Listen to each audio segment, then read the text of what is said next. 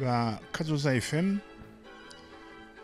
ijwi ryo kugwiza umwimbu namwe bakunzi bagenzi b'ikiganiro Deutschkurs. Ikiganiro mutegurirwa na Centre Multiculturel Allemand, ikigo kiri muri kaminuza y'u Burundi, mugashikirizwa na jewe Paul Ndayihereje. Ndabaramukije mwese, ndabaramukije ndabaha ikaze mu kiganiro cuno munsi.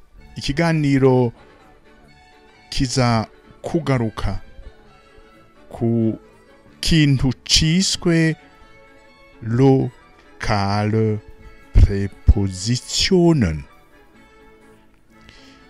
Ikiganiro c'uyu munsi kiza gufatira ngaho rero, aho atari ubwa mbere muri ibi biganiro vyacu tuganira ku bijanye na preposition. Prepositionen mu bwinshi n'umurwi umwe mu mirwi itandukanye izwi mu rurimi rw'ikidagi, ifise une fonction grammaticale connue, ifise forme variée selon le contexte, kandi nayo ni comme umurwi ifise des sous-groupes. Preposition umurwi w'amajambo magufi abaho, afise mbere n'igihagararo, une importance dans la communication mu kidagi, kuko iyo wandika canke uvuga ayo majambo arafise ico yiharije, arafise une importance autour de lui, autour d'eux. Nico nagituma mbere muri hweza neza. Ayo majambo influe cane sur la forme de ce qui est directement en relation avec eux. Amajambo directement en lien avec une proposition. Izo preposition nazo zigaserva en fait de point d'ancrage, de point niyazasigura mu vy'ukuri la qualité de rapport de relation entre les verbes et ayo majambo akwirikira. Novuga ko ari nka ikiraro. Ikiraro cerekana la nature de rapport, la qualité de relation entre irivuga, ico risigura, n'igikwirikira iryo jambo bita preposition. Et ces prépositions, selon leur nature, selon leur contexte, agissent sur la modification des formes de ce qui suit. Ce qui suit naho gishobora kuba ari article, gishobora kuba ari nomen. Izo article muravyibuka zishobora kuba ari article défini, definita article, canke bestimmte article. Zishobora kuba d'une autre nature grammaticale, nk'akarorero indefinita article, unbestimmte article, canke même possessive article. Eka ico cose citwa article, et qui dit article dit automatiquement quelque part, quelque chose doit suivre après ce mot article, quelle que soit sa nature. Indefinita, definita, possessive, démonstrative, interrogative n'izindi. Ni wa mugwi w'amajambo apresiza kandi yama iminsi yose imbere ya nomen. Nomen, ce sont des substantifs. Voilà brièvement rappeler la fonction grammaticale de ces mots qui se retrouvent dans une catégorie imwe kuko zisangiye koko iyo fonction grammaticale. servir de lien de pont entre ce qu'il y est comme contenu dans le verbe conjugué et ce qui suit bien sûr izo preposition. N'amajambo magufi twavyumvise akarorero an, in, auf, n'amajambo agizwe n'amabuchstaben makabaho. Muri uyu mugwi nyene preposition hariho des sous-catégories. Twaramaze igihe gihagije aho twihweje icarico temporale.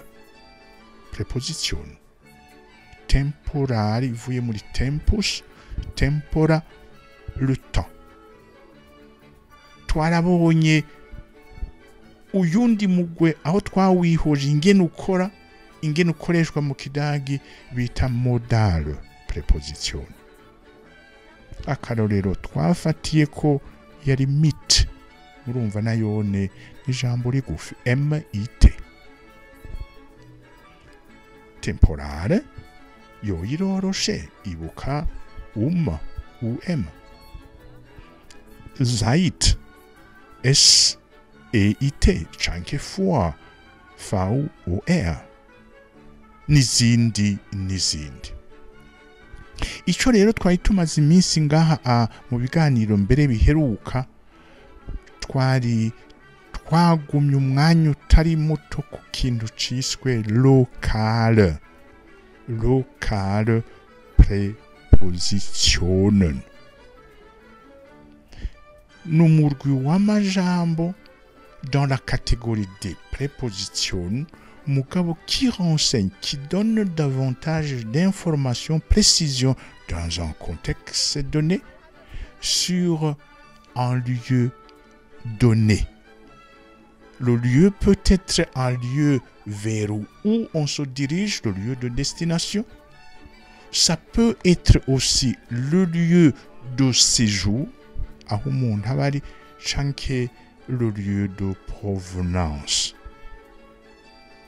Twari tumaze imisi duca hirya no hino uwo murwi wa mbere aho twabonye amapreposition ashika kuri 3 atubwira le lieu de destination y'umuntu canke y'ikintu. Inyishu ku kibazo iyo ugenda ugana ujahe ni inyishu iza yishura ikibazo kimwe rudende. Wohin. Uku kuntu babaza ikibazo birafise ico gisigura sur le plan structure grammaticale. Wohin, ce qui vous intéresse, c'est le point de chute, le lieu de destination.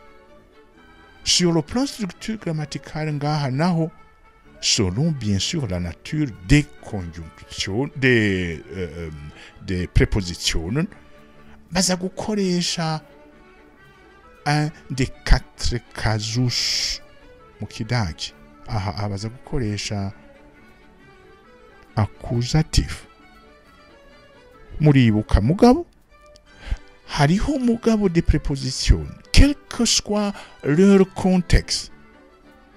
Vous ne pouvez pas du tout négocier le casus. Aha anahone twarigeze kubivuga, reka ndavyibutse. Dans le grand groupe de prépositions hariho izikora zisunga accusatif n'izindi datif.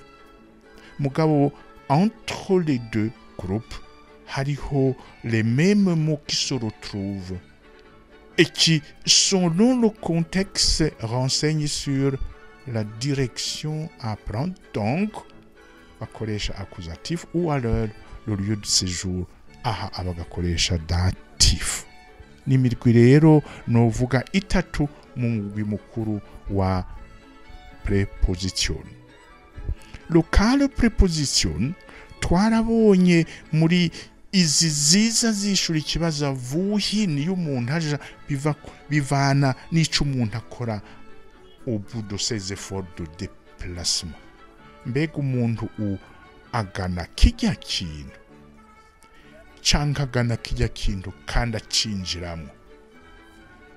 Aha rero la nature de la préposition du mot qu'on va utiliser va changer. Aha rero twabonye yuko ahanini pour répondre grammaticalement correct à la question wohin hari su iyi nayo quel que soit le contexte appelle après lui la forme de datif. Su le substantif kurikira ari masculine der iba dem, donc su dem mugabo bandika bavuga suma. Ivyo twarabibonye. Mais si en revanche le substantif est du genre féminin, dit donc, et que la préposition sous plus dit devient der. Sous der bavuga canke bandika sua. Même chose pour les substantifs de nature de genre neutre. Zu das Restaurant, zu das devient dem, donc ni zu dem Restaurant ikandikwa ikavugwa suma. Ngiyi ya mbere et en fonction bien sûr y'umuntu aja urashobora kuyikoresha yonyene iyo ugiye ku muntu. Iya kabiri twabonye yari ina. Aha abisaba yuko umuntu non seulement agana un local mais urinjirayo. Aha niho ahanini bakoresha rero accusatif. Bisigura concrètement yuko si le substantif qui suit de préposition in ari masculine bica biba in den Kindergarten, in den Park. Ari neutrum naho in das Kino, in das Theater. In das. Sinon, die reste dit, que ce soit féminin ou pluriel. Ich gehe in die Kirche. Ich gehe in die Bank. Zu, in, iyanyuma twabonye ni na. Iyi nar ikora iyo le lieu de destination ari igisagara canke igihugu. Mugabe ikintu twokwibukanya ngaha yuko ibihugu biratandukanye mu mazina kidagi kuko hari ibihugu féminin, hakaba ibihugu masculin, hakaba ibihugu pluriel, hakaba n'ibihugu sans article. Et tout ça effectivement est à prendre en compte si on veut avoir la forme grammaticalement correcte y'ivyo umuntu aba ariko aravuga ko canke yandikako. Ngizo di preposition uko ari zitatu zikoreshwa umuntu yishura ku kibazo wohin. Inyishu itanga une précision sur un lieu de destination, et ce qu'on y fait une fois arrivé là-bas. Mu kiganiro cy'uno munsi no kwifuza gutotera iyindi ntambwe tukaraba izindi locale preposition, ukuvuga iki demo ngufi kumwe tuzizi preposition twikora ko tugomba gutanga inyishu y'ikibazo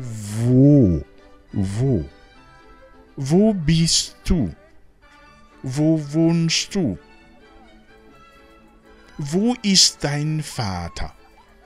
C'est ici le lieu qui nous intéresse de savoir quelle est en réalité des prépositions à utiliser kuko bivana na le contexte. La question rero est wohin. Et vous, vorhin twarahejeje. None pour ce cas nouveau d'espèce, au cas d'espèce, wo bist du? Wo bist du? Nkeneye kumenya aho uri. Nkeneye kumenya aho uri, nkeneye kumenya l'endroit où vous vous situez, l'endroit où vous vous trouvez. Arico gituma bazita local, donne des précisions, des informations sur un lieu ou sur le lieu de séjour où vous vous trouvez, le lieu d'emplacement. Wo bist du? Reka turabe des scénarios zitandukanye. Uri ku mugenzi, uri ku muntu. Préposition ya mbere, ich bin, c'est le début de la réponse à la question. Wo bist du? Ich bin. Urihe? Ich bin. Reka tuvuge yuko uri kwanaka, umuntu kanaka. Reka tumwite izina. Ich bin, tuvuge Peter. Ich bin Peter. Je suis Pierre. Urihe, wo. Hakenewe un mot qui va nous permettre d'être en conformité avec les règles élémentaires en la matière. Nous kuvuga iki, un mot qui va nous aider à faire ce lien entre uyu muntu yitwa Peter na ich bin. Urampamagaye ndondera mbe urihe? Ndi kwa Peter. Ndi kwa Peter. Ich bin bei. Ich bin bei. Préposition ya mbere rero, local préposition, qui va vous aider à répondre à la question de votre interlocuteur. Wo bist du? Akubaza uri, wewe umubwira tout simplement uri kwanaka.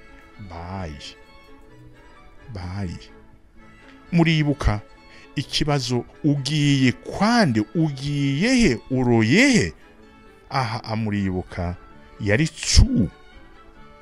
Donc selon la nature de la question, préposition irahinduka.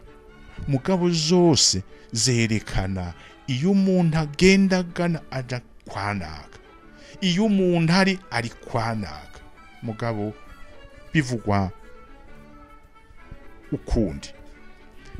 Wo bist du? Ça c'est la question. Ce qui est intéressant, c'est le lieu, l'endroit, l'emplacement. Iwawe. Ndi kwanaka. Peter ni izina ry'umuhungu. Reka tuvuge ba Petra, umukobwa.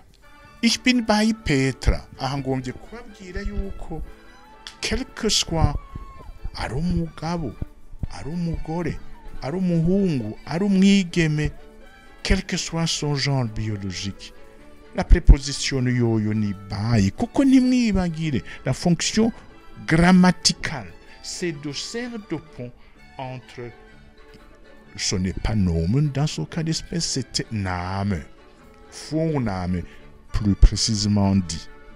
Peter, Petra, das sind Namen. Donc, bei a été choisi en fonction de ce qui suit. Peter, Petra sont des personnes. Et il se trouve que vous répondez à la question urihe, ndi kwa, bei. Tuvuge Peter n'umuganga. Umuganga murazi ngene bamwita ni arts. Der Arzt. Barandondeye jewe ndi kwa Dr. Naka. Dr. arafise izina nivyo. Turabivuyemo hariya. Peter arafise izina, mugabo arafise umwuga akora arangura. Arico mbere cantumye nja kumuraba. Ich bin beim Arzt. Urumva akomo ari umuntu.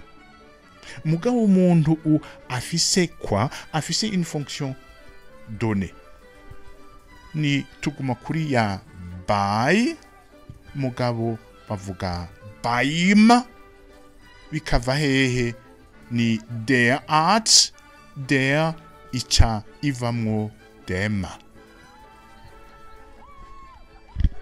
urihe ich bin bei dem kuko aus der iyi dem est dérivé de der igihe ukoresheje by ngira ngo mwamaze kuvyumva rero by est une locale préposition yerekana un endroit de séjour mwumvise kandi imufatiye kuri aka karorero ka mbere yuko by est une préposition yo gushira muri wa sous-groupe de locale préposition avec datif ni iki gisigura rero baima no kuvuga iki ni by plus dem ikava muri der kubera baima uri canke ndi kwa Petra nawene n'umuganga w'umufasoni umuganga w'umufasoni ni Ärztin Arzt ni der Arzt umuganga kazi ni die Ärztin wo sind sie ni kwa kundi nyene ukoresha by kubera iki uri koko ku muntu mugabo umuntu akuvura ich bin bei ni kwa kundi bei kuma kwa kundi bei der mwabonye ko ngaha der ivuye muri die ariyo en fait le genre du mot qui suit die préposition bei die Ärztin donc der bei der Ärztin uri ku bavyeyi canke ku bagenzi bakurondeye uri ku bagenzi ich bin bei abavyeyi ni Eltern abavyeyi ni Eltern wo bist du ich bin bien sûr ni bei parce que abavyeyi n'abantu donc by wishura ikibazo uri hehe ukoresha inévitablement di locale préposition by ikora gute by den Eltern ich bin bei den Eltern den ivuye hehe c'est la forme datif de die au pluriel die plural. Die plural devient den, alors que die féminine singular au singulier devient der. Der devient en revanche dem. Ich bin beim Arzt, bei der Ärztin, chanke bei den Eltern. J'attire un peu votre attention.